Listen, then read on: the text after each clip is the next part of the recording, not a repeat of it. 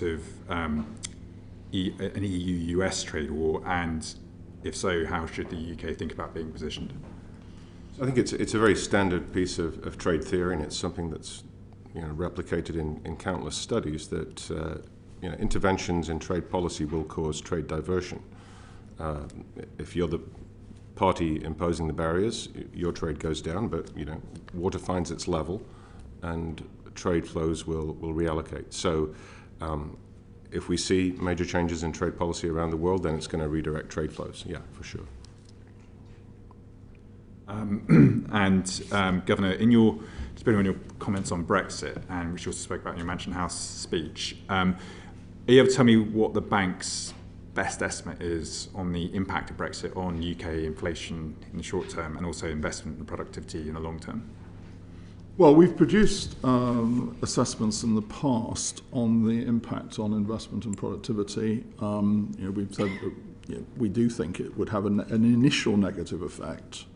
For the reason that I said last week, and I've said actually a lot of times before, including this committee, I know in the past, which of course is that if you reduce the openness of an economy, it has those effects.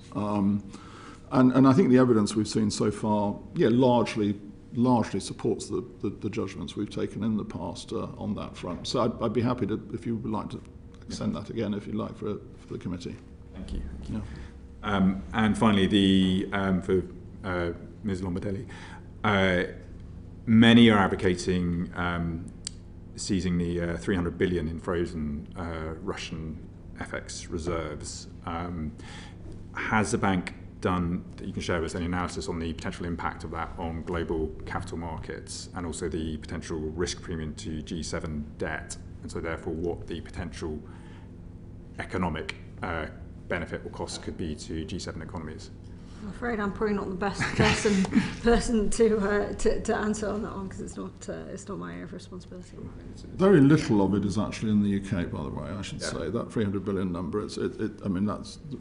That was a product of where the Russian reserves were at the point when the events happened. So actually, we have very little of that actually in the UK. But we've had a lot. I obviously spent quite a bit of time in the G7 with fellow ministers and governors. It's been discussed a lot.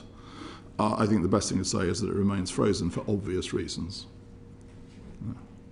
Thank you very much. Rachel Blake, MP. Thank you, Chair, and good to meet you.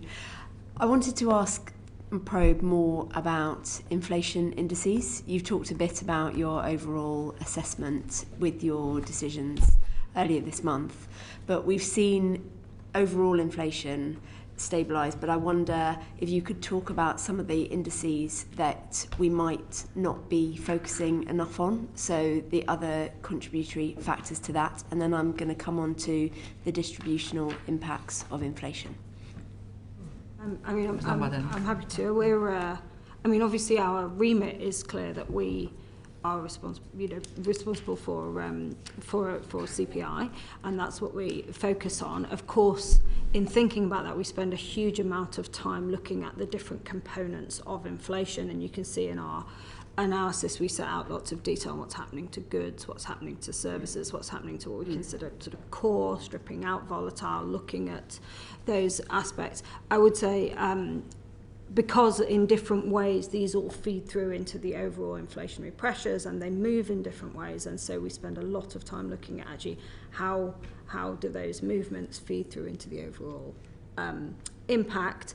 I would say when we're doing things like stripping out volatile elements, not because we're very aware that those are very important to people, and obviously one of the things we saw in the inflation over the last 2 years was, in particular, it was energy prices, it was food prices that shot up, and of course that is extremely painful for people, particularly people on lowest incomes who spend a much higher proportion of their income on those sorts of goods and have fewer resources and ways to manage through that.